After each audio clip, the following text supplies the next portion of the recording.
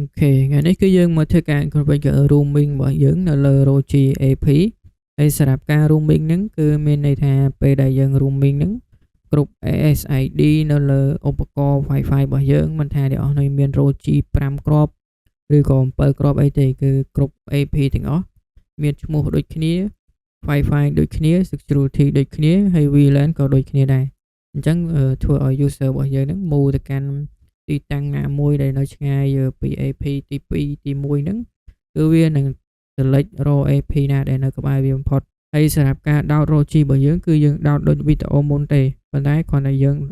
reset ទៅកាន់ default factory អញ្ចឹងណាអញ្ចឹងអ្នកនរគ្នាអាចធ្វើការ reset ក៏បានឬក៏អ្នកនរគ្នាមានស្រាប់ហើយគឺនៅលើ cloud ហើយគឺយើងអាច add AP ទាំងអស់ហ្នឹងចូលទៅកាន់ project តែមួយទៅអញ្ចឹងអ្នកនរគ្នាអាចធ្វើការ control AP ទាំងអស់ហ្នឹងក្នុងតែ project តែមួយហ្នឹងគ្រប់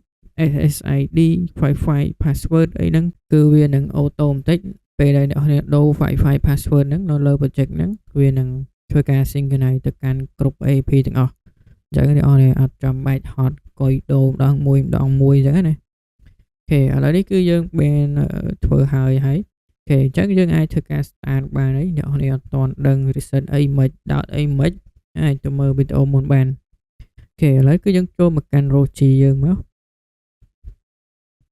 ចុះពីចូលមកកាន់ ROG ហើយកន្លែងនេះគឺយើងគ្រាន់តែ demo project ទេអញ្ចឹងយើងអាចធ្វើការ click add project មកហើយសម្រាប់ការបង្កើត account បង្កើតអីអ្នកនរគ្នាអាចទៅមើលវីដេអូខ្ញុំមុនបានអូខេតោះមកយើង click add project មក add project ហើយយើងធ្វើការ scan ខាងក្រោមក៏បានឬក៏ខាងលើនេះក៏បានដែរប៉ុន្តែសារឥឡូវគឺយើង reset ឧបករណ៍ AP របស់យើងអស់ហើយអញ្ចឹងគឺយើងធ្វើការ scan direct មកអ្នកនរគ្នាអាចយកខាងក្រោមនេះហើយ click continue ហើយយើង add មកនេះអូខេអញ្ចឹងនេះមាន AP model SN MAC address ហើយអ្នកនរអាច note ទៅថានឹងសម្រាប់ device អ្នកនរឈ្មោះនៅជាន់ណាឬក៏ department ណាអញ្ចឹងណាឥឡូវខ្ញុំដាក់ថា floor first floor អញ្ចឹងទៅគេជាន់ទី1តបមកខ្ញុំ click add ចូលមក add ចូលហើយគឺយើងដាក់ឈ្មោះ project name របស់យើងមកចុះនេះចង់ដាក់ឈ្មោះអី project ទាំងអស់អ្នកនរគ្នាឥឡូវគឺខ្ញុំឧទាហរណ៍ថាដាក់ឈ្មោះ TP Bank នឹងហើយ TP Bank អញ្ចឹងឈ្មោះស្ថាប័នរបស់ខ្ញុំអញ្ចឹងណាហើយនេះគឺមានស្រាប់ចុះ reset អត់ដាច់មាន management password មានអីស្រាប់នេះអូខេអញ្ចឹងបើសិនជាអ្នកនរគ្នាអត់ចេញដូចខ្ញុំទេអាចធ្វើការនេះទៅ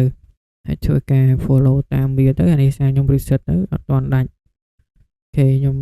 click next មក click OK មកអានេះគឺយើងគ្រាន់តែ add ROG យើងចូលទៅកាន់ cloud ទេអញ្ចឹងវាអត់មានអីស្មុគស្មាញទេគឺអ្នកនរអាចទៅមើលវីដេអូខ្ញុំមុនបានដល់ពេលយើង add ចូលទៅគឺវាដូចតែគ្នាទាំងអស់គ្នាអញ្ចឹងណាអញ្ចឹងអ្នកនរអាចធ្វើការ control បានអីបាននៅលើនេះរបស់យើងនៅលើ ROG cloud របស់យើងអូខេឥឡូវយើងចេញមកវិញយើងចូលមកវិញមិញបានមួយឥឡូវអត់ទាន់ឃើញ load ចូលមកទៀតអូមានតែ project name តែអត់មាន device ឥឡូវ add ដងទៀតកាត់អីមិនអត់ចូលអូខេ click OK មកនេះអញ្ចឹងយើងអាច add អាមួយទៀតឲ្យហើយមកគឺយើងមាន2យើង add ទាំង2មក click ឲ្យខាងលើមួយទៀតអូខេ add អញ្ចឹងអានេះខ្ញុំដាក់ឈ្មោះ second floor អញ្ចឹងទៅអូខេយើង click OK មកហើយកន្លែងនេះគឺយើងអស់ហើយអញ្ចឹងយើងមានតែ2បើសិនជាអស់នេះមានច្រើនអាច add បញ្ចូលឲ្យមកសារឥឡូវយើងមានតែ2 AP អូខេអញ្ចឹងចេញមកបែបនេះអ្នកនរអាចមើលខាងលើនេះបញ្ហាអីគេ the management the password and management password not mine អូខេយើងវាយ password management យើងចូលមក password management ដែលអ្នកនរធ្វើការ control ROG អ្នកនរលើ web អីហ្នឹង login អីហ្នឹងយើងអាចដាក់ password ហ្នឹងមកបើសិនជា reset អត់ដាច់ដូចខ្ញុំអូខេហើយយើង click OK មកវា success ហើយអញ្ចឹងកន្លែងនេះគឺយើង ថែម verify មួយទៀតវាយ password management ចូលមកអូខេកន្លែងនេះប្រហែលជាអ្នកនរអាចនឹងនិយាយតិចអីដោយសារយើង add password ផងអីផងគេឥឡូវគឺយើងចាប់ផ្ដើម verify អីយើងចាំបន្តិចសិននេះមកហើយចឹងយើងកុំចាំយើងចេញមកគេនេះ AP របស់យើងមាន2ហ្នឹងមាន first floor ហើយនិង second floor ហើយសម្រាប់ការ configure អ្នកនរអាចចូលមកកាន់ computer ក៏បានឬក៏អាចចូលមកកាន់នេះអ្នកនរបានដែរនេះ project គឺឈ្មោះថា TP Bank អ្នកអាចចូលមកកាន់ laptop អ្នកនរក៏បានដែរមាន2 device first floor and second floor ហើយសម្រាប់ការ configure អ្នកនរអាច scroll មកខាងក្រោមឡើង customize ហ្នឹងគឺមាន option ច្រើនដែលអ្នកនរអាចធ្វើការ configure បានឥឡូវនេះគឺយើងចូលមកកាន់ computer មកដើម្បីងាយស្រួលក្នុងការ configure ធ្វើការ roaming អីចឹងណាអូខេឥឡូវខ្ញុំចូលមកកាន់ computer ខ្ញុំវិញពេលដែលអ្នកចូលមកកាន់ computer យើងអាច log in ចូលទៅកាន់ cloud មកហើយសម្រាប់ការ log in ចូលទៅកាន់ cloud អ្នកអាចមើលវីដេអូមុនក៏បានឬក៏មើលតាមនឹងក៏បានដែរគេ add account cloud អត់មានអីស្មុគស្មាញច្រើនទេអូខេឥឡូវនេះគឺយើងបានចូលមកកាន់ Project Cloud របស់យើងហើយនេះគឺមាន auto មាន2 device ដែលយើងបាន add មិញហ្នឹងឈ្មោះថា TP Bank មានមក project យើងអាចចូលមកកាន់ home មកវាមាន project មួយហើយបើសិនជាអ្នកនេះមាន project ច្រើនអាច add ថែមមកឧទាហរណ៍ថាអ្នកនេះមានក្រុមហ៊ុនដែលជាដៃគូឬក៏ក្រុមហ៊ុន personal អីចឹងណាយើងអាចថែម project មួយទៀតមកអូខេអញ្ចឹងយើងចូលមកកាន់ project របស់យើងមកហើយយើងអាចចូលមកកាន់នេះគាត់ថា demo topology ឯងយើងអាចចូលមកកាន់ device configuration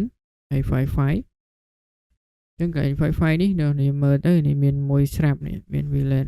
10យើងអាចធ្វើការ create ថែមទៀតមកហើយសម្រាប់ optimize អ្នកនេះអាចមើលបើសិនជាអ្នកនេះមាន AI optimize roaming នេះអ្នកនេះអាច enable មកថានេះវាអត់ support តែបើសិនជាអ្នកនេះ support អាច enable មកអញ្ចឹងពេលដែលយើង enable ទៅគឺធ្វើឲ្យការ roaming របស់យើងហ្នឹងគឺវាងាយស្រួលក្នុងការ control មាន AI មាន roaming អញ្ចឹងណាហើយនេះសម្រាប់ optimize Wi-Fi យើងអាចធ្វើការ optimize ម្ដងកុំឲ្យវាជាន់ channel គ្នាអូខេអញ្ចឹងយើងចូលមកកាន់ device configure ហើយយើងចូលមកកាន់ Wi-Fi ហើយសម្រាប់កន្លែងនេះយើងអាចចូលមកពិនិត្យថែមទៀតមកដើម្បីមើល make sure ថា Wi-Fi របស់យើងគឺយើងបាន enable ឲ្យត្រឹមត្រូវអស់ហើយកន្លែងនេះបើសិនជាវាមាន option fast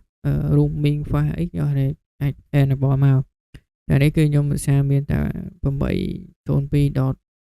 នេះមួយទេគឺ 11Air នេះ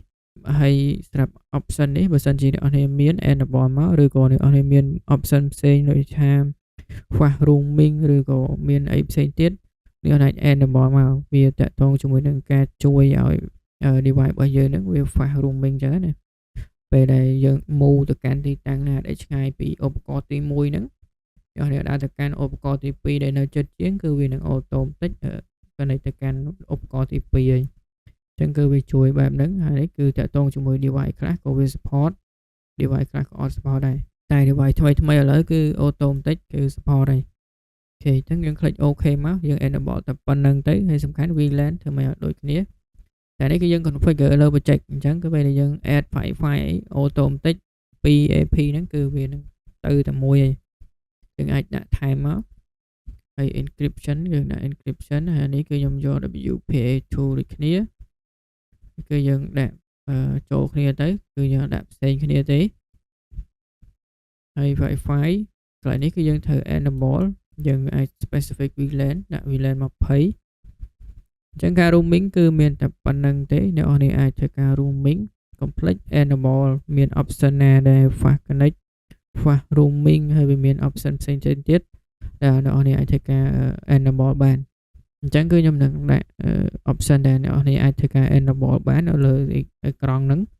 ទាក់ទងជាមួយនឹងការ enable ទៅលើ roaming អញ្ចឹងណាអូខេអញ្ចឹងគឺយើងបានដាក់ហើយ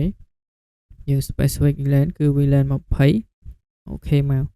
តែប៉ុណ្្នឹងទៅគឺបានហើយអូខេអញ្ចឹងពេលដែលយើងធ្វើការ configure ឈ្មោះហើយ password ដូចគ្នាហើយ VLAN ដូចគ្នាហើយ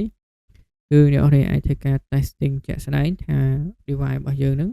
auto បន្តិច connect ទៅកាន់ device ទី2 ឬក៏ device ទី3 ទី4 ត្រឹមត្រូវអស់នៅ បើសិនជាអត់ទាន់ត្រឹមត្រូវទេ គឺយើងកុំភ្លេចមកធ្វើ option មួយចំនួនទៀតទាក់ទងជាមួយនឹងការ AI Optimize Wi-Fi Optimize អីនេះចឹងណាអ្នកនរអាចធ្វើការបន្ថែមមកហើយសម្រាប់អ្នកនរមាន option ដូចខ្ញុំបង្ហាញនៅលើអេក្រង់ហ្នឹងអ្នកនរអាចនេះទៅអាចធ្វើការ enable ទៅតែបើខ្ញុំគឺមានតែប៉ុណ្្នឹងទេគឺអត់មានអីច្រើនចឹងណាចឹងគឺអត់មាន option អីដែលខ្ញុំត្រូវ enable ទៀតទេហើយសម្រាប់ការ block user block អីគឺដូចវីដេអូយើងដែលទេវាមានដែលចឹងណាខ្ញុំអត់បង្ហាញច្រើនដងទេហើយសម្រាប់ការ block អ្នកនរអាចធ្វើការ block ពី marketing មកវា easy ជាងហើយងាយស្រួល control ជាងហើយបញ្ជាក់បន្ថែមទៀតពេលដែលអ្នកនរ configure ចឹងហើយកុំភ្លេចតេស្តជាក់ស្ដែងតែនេះសារខ្ញុំអត់មានខ្សែ network អត់មានអីចឹងណាអញ្ចឹងខ្ញុំមិនអាចតេស្តឲ្យអ្នកនរមើលទេហើយអ្នកនរធ្វើការតេស្តហ្នឹងគឺអ្នកនរអាច compare គ្នាជាមួយ device ថ្មីហើយនឹង device ចាស់មួយទៅដើម្បីយើង make sure ថា device ចាស់ក៏អាចធ្វើការ connect auto បន្តិចទៅកាន់ ROG ទី2របស់យើងហើយនឹង device ថ្មី auto បន្តិច connect ទៅកាន់ ROG ទី1របស់យើងគឺថាវាឆ្លាស់គ្នាអញ្ចឹងណាអញ្ចឹងអ្នកនរអាចធ្វើការតេស្តជាក់ស្ដែងអូខេអញ្ចឹងការ roaming របស់យើងគឺមានតែប៉ុណ្្នឹងទេហើយយើងនឹងជួបគ្នានៅវីដេអូក្រោយទៀត